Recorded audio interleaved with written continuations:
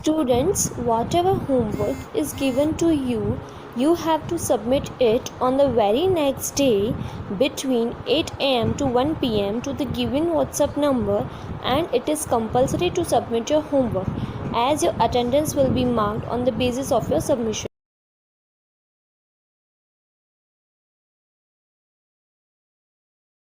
Okay students, now let us understand question A.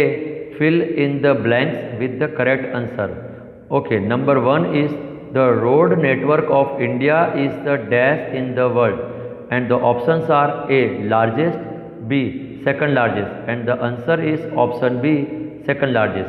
जिसका मतलब है भारत का सड़क नेटवर्क दुनिया में खाली जगह है और जिसके ऑप्शन है ए सबसे बड़ा, बी दूसरा सबसे बड़ा, और जिसका उत्तर है ऑप्शन बी दूसरा सबसे बड़ा.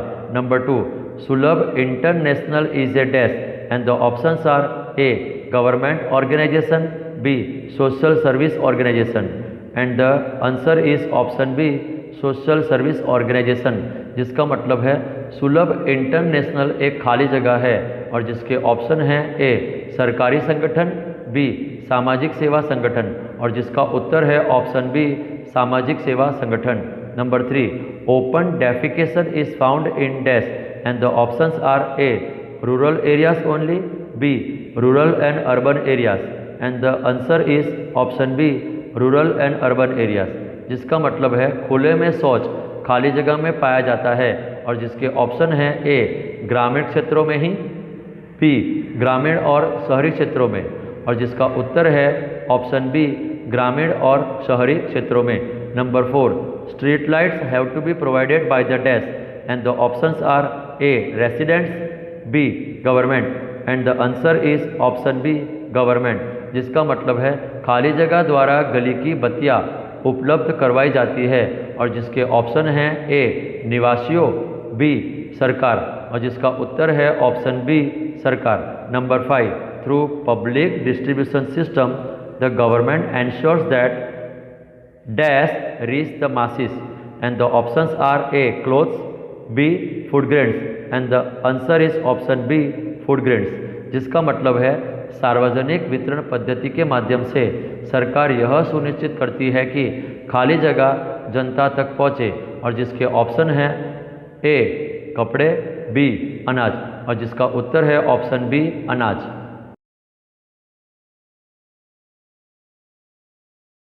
Okay students, now let us understand question B. Write down the main purposes of these government schemes in the given table. Among them, the first one is Rashtriya Madhyamik Shiksha Abhiyan, and its main purpose is making secondary education of good quality available, accessible and affordable to all young persons in age group of 15 to 16 years. जिसका मतलब है 15 से 16 वर्ष की आयु के सभी युवाओं के लिए अच्छी गुणवत्ता की माध्यमिक शिक्षा उपलब्ध, सुलभ और सस्ती बनाना.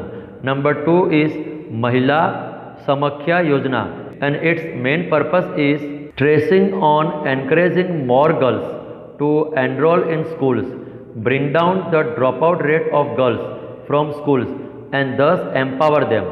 जिसका मतलब है अधिक लड़कियों को स्कूलों में दाखिला लेने के लिए प्रोत्साहित करने पर जोर देना, स्कूलों से लड़कियों की आधे में पढ़ाई छोड़ने के दर को कम करना और इस तरह उन्हें सशक्त बनाना. नंबर 3 इज साक्षर Bharat, and its main purpose is promoting adult literacy especially in villages. जिसका मतलब है विशेषकर गाँव में वयस्क साक्षरता को बढ़ावा देना.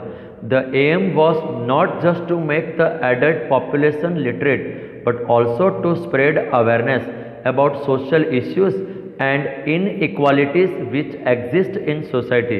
जिसका मतलब है उद्देश्य सिर्फ वयस्क आबादी को साक्षर बनाना नहीं था, बल्कि सामाजिक मुद्दों और समाज में मौजूद असमानताओं के बारे में जागरूकता फैलाना भी था.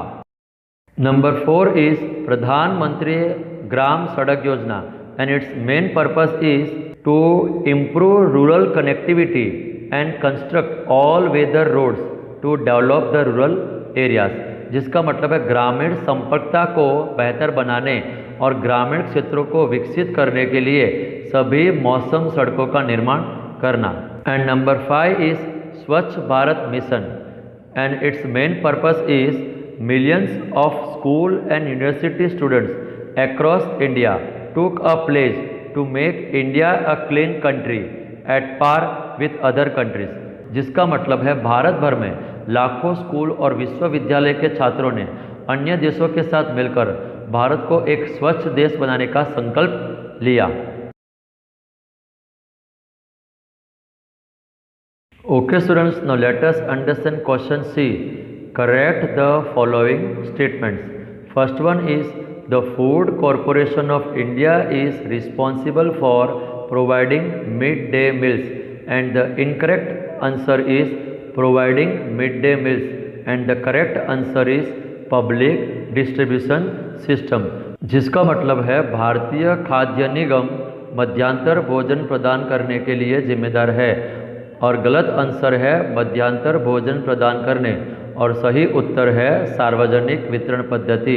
Number 2, fair price shops are also called stores, and the incorrect answer is stores, and the correct answer is ration shops, जिसका मतलब है उचित मूल्य की दुकानों को भंडार भी कहा जाता है।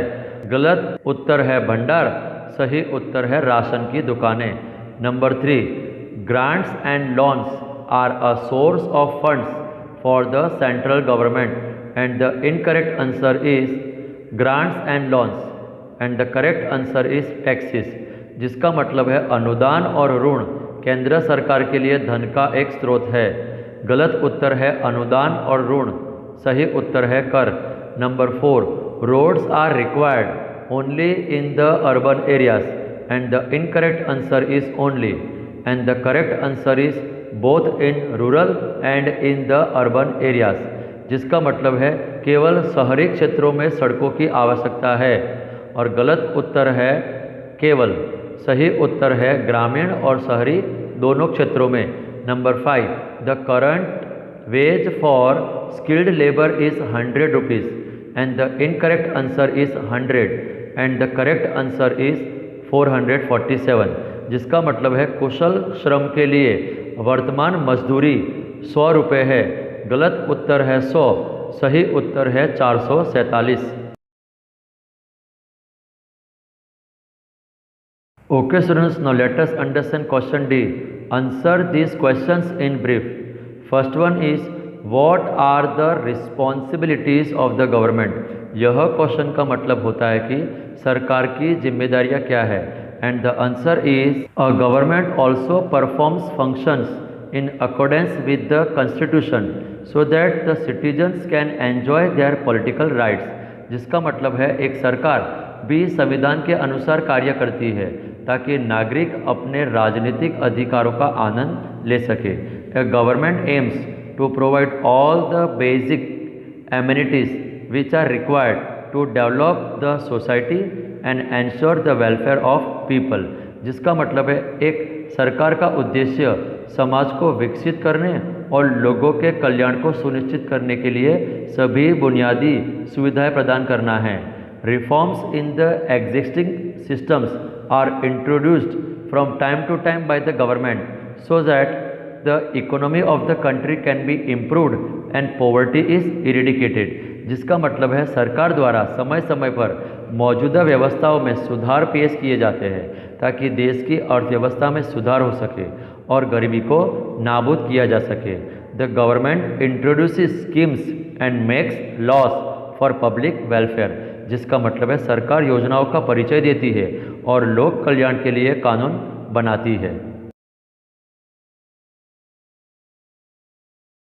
Okay students, now question number 2, what is the minimum wages act, why is it important?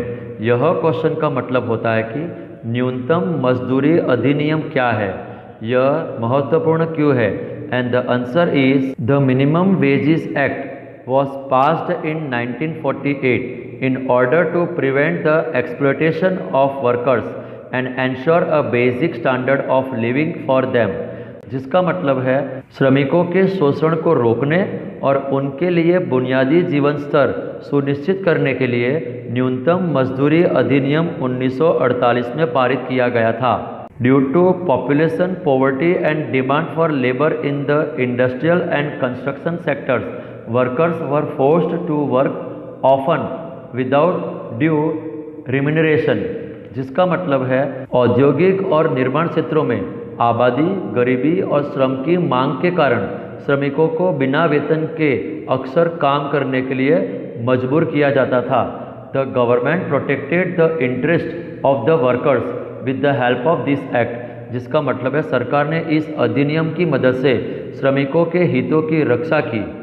The minimum wages are revised from time to time for the advantage of workers, जिसका मतलब है श्रमिकों के लाभ के लिए समय समय पर न्यूनतम मजदूरी में सुधार किया जाता है। Okay students, now question number 3, list out the main features of the Nirmal Bharat अभियान।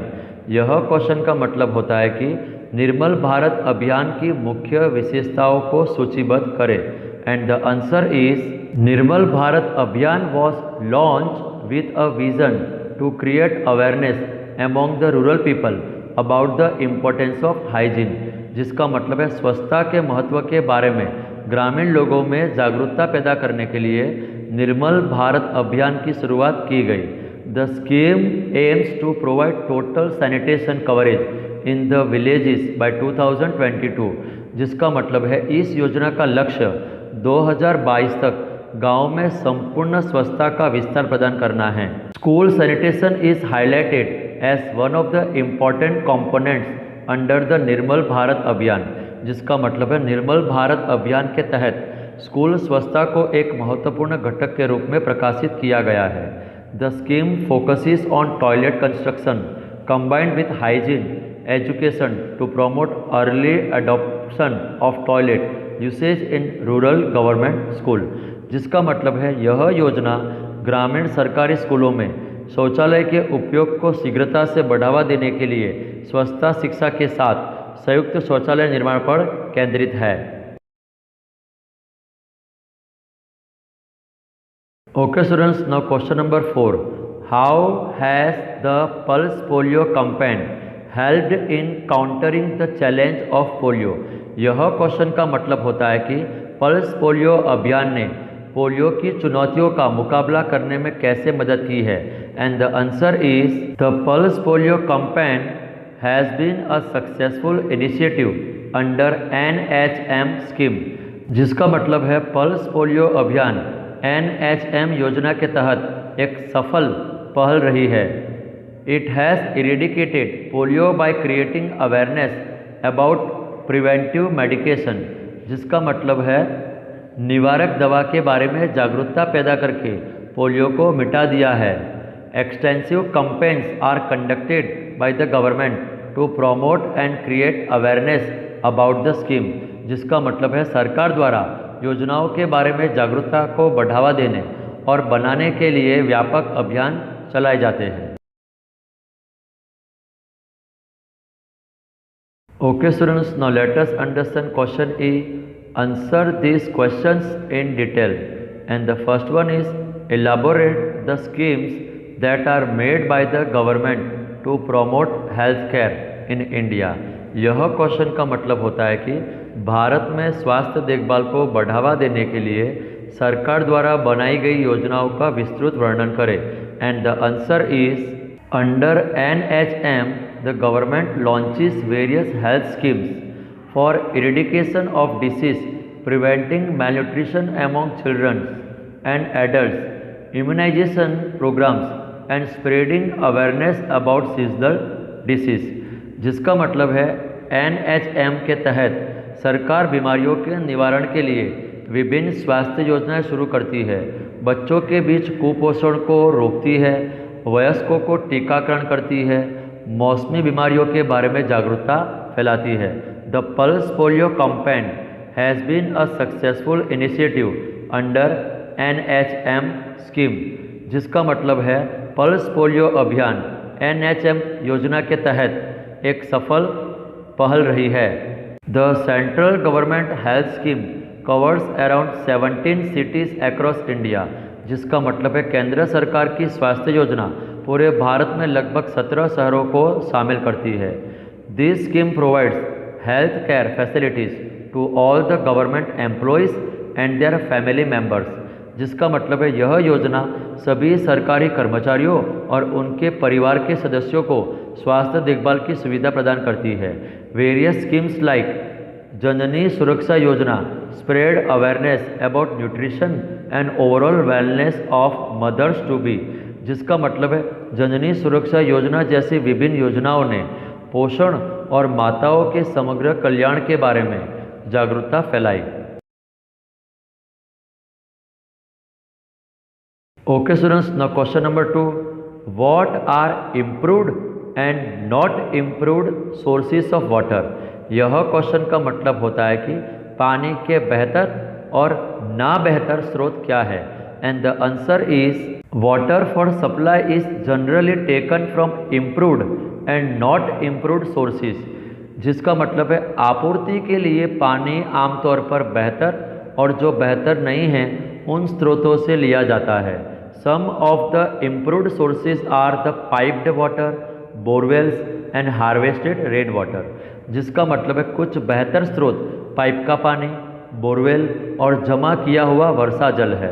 Water supplied by local vendors, open and unprotected wells and springs and tanker water are considered to be not improved sources, जिसका मतलब है विक्रेताओं द्वारा पहुंचाए जाने वाला पानी खुले और असुरक्षित कुओं और झरने और टैंकर के पानी को बेहतर स्रोत नहीं माना जाता है।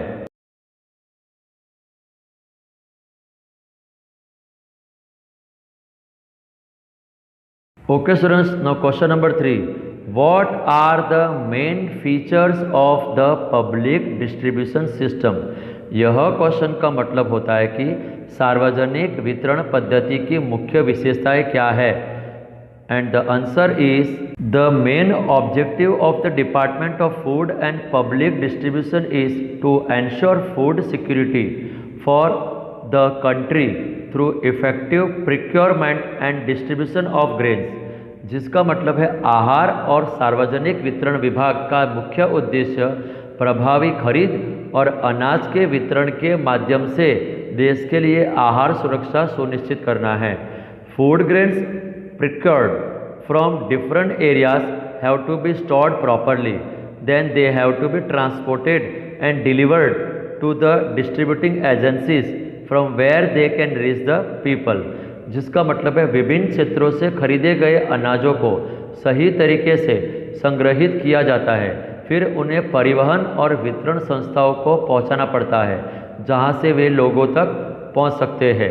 The food grains thus distributed are priced at low and affordable rates so that the poor in India can benefit, जिसका मतलब है इस प्रकार वितरण किए गए अनाजों की कीमत कम और सस्ती दरों पर होती है ताकि भारत के गरीबों को लाभ मिल सके।